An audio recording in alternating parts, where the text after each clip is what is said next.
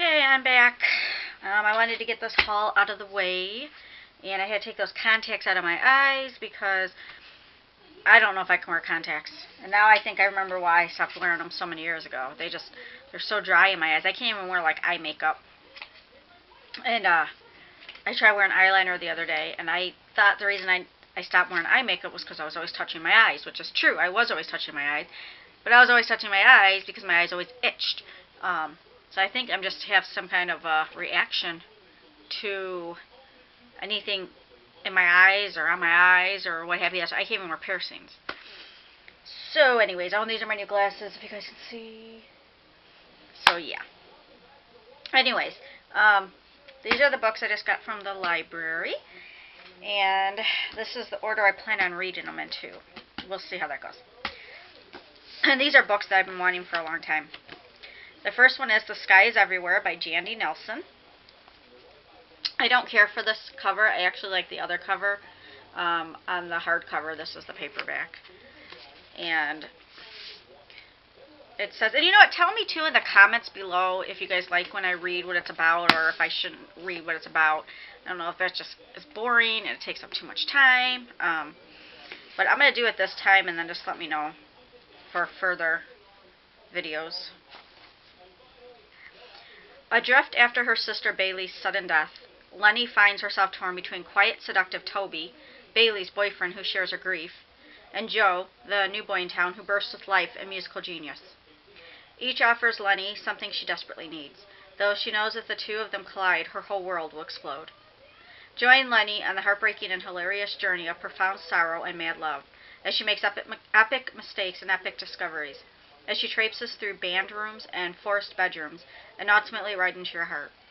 As much a celebration of love as a poignant portrait of loss, Lenny's struggle to sort her own melody out of the noise around her is always honest, often uproarious, and absolutely unforgettable. Next one is Marcello in the Real World by Francisco X. Stork. Heard a lot of good things about this book, and so I really wanted to check it out. Marcelo Sandoval hears music that nobody else can hear, part of an autism-like condition that no doctor has been able to identify. But his father has never fully believed in the music or Marcelo's differences, and he challenges Marcelo to work in the mailroom of his law firm for the summer, to join the real world.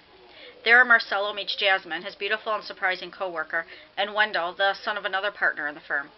He learns about competition and jealousy, anger and desire, but it's a picture he finds in a file, a picture of a girl with half a face that truly connects him with the real world, its suffering, its injustice, and what he can do to fight. It does sound good. Personally, I never knew what it was about. I just kept hearing good reviews on it. So, and I don't really watch reviews. Like, if they start to tell me what the book's about, I won't watch it. Or read it because I don't want to know, but I want to know your thoughts on it. Like overall, how did it make you feel? How were the characters? Stuff like that. I don't want to know though actually what the book's about. So, because I always want to be surprised. The next one, I believe it was Melissa from Metalhead Bookworm who raved about this book just recently, With or Without You by Brian Ferry. And it's a short book, very short book.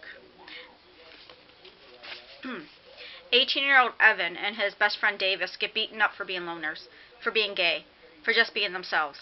But as rough as things often seem, at least Evan can take comfort in his sweet, sexy boyfriend Eric, whom he's kept secret from everyone for almost a year. Then Evan and Davis are recruited to join the Chasers, a fringe crowd that promises them protection and status. Davis is swept up in the excitement, but Evan is caught between his loyalty to Davis and his love for Eric. Evan has lied to keep his two worlds separate. Now his lies are about to implode and destroy the very relationships he's been trying to protect. Sounds very intense. This one I had before, and I sold it when I was doing that big selling off all my books over the summer. So I still haven't read it.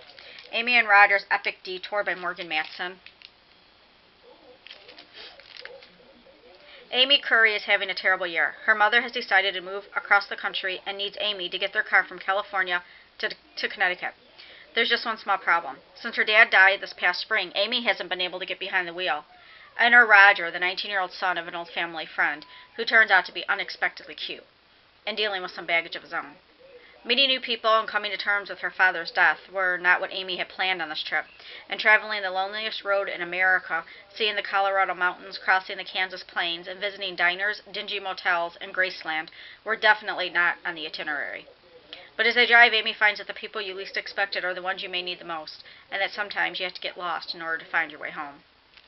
A road trip book sounds really good. I actually would love to go on a road trip. Next one I'm very, very excited about. Supernaturally by Kirsten White, because I absolutely loved Paranormalcy. It was something that actually surprised me because I didn't think I would like it, and I loved it. I'm not going to read this because this is the second one. But if you haven't read these books, you should. They're paranormal, but they're humorous too at the same time, and there's action in them, and the main character, she's just amazing. I just love her. Love how she is.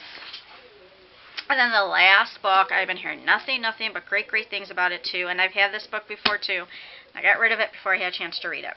Anna and the French Kiss by Stephanie Perkins. And I'm sure everybody knows what this book's about. Book is about by now, so I'm not going to read that. But I just went to the library to drop books off. And I just said, I'll go see what they have on their new bookshelf. And I got Supernaturally off of that, and With or Without You. And it was like, okay, I have to look on the shelves now. So I just went down the aisle and just browsed, and every time I seen a book that I was like, oh yeah, I wanted to read this, I just grabbed it. Even though I have tons of books on my own shelves that need to be read. And I believe I'm in that challenge too, off the shelf challenge or something, where I'm supposed to be reading the books I have on my own shelf. And I will. I'll slip one of those in. I'm going to try to slip one in every month. So, yeah. I think that's it for right now. I don't have any other videos planned at the moment.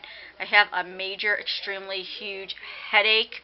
I took 3 ibuprofen earlier, probably about 2 hours ago. Then I took my pain pill, and then I just took 2 more ibuprofen because the headache is just not going away. Oh my gosh. So yeah, that's it. I want to get another what do you think video up, but I haven't been thinking about it, to be honest with you. So, alright, I will chat with you guys later. If you have any questions or anything, please leave them in the down thingy, the comment area, because I love getting comments. Yeah, so that's it. Have a great weekend. Bye.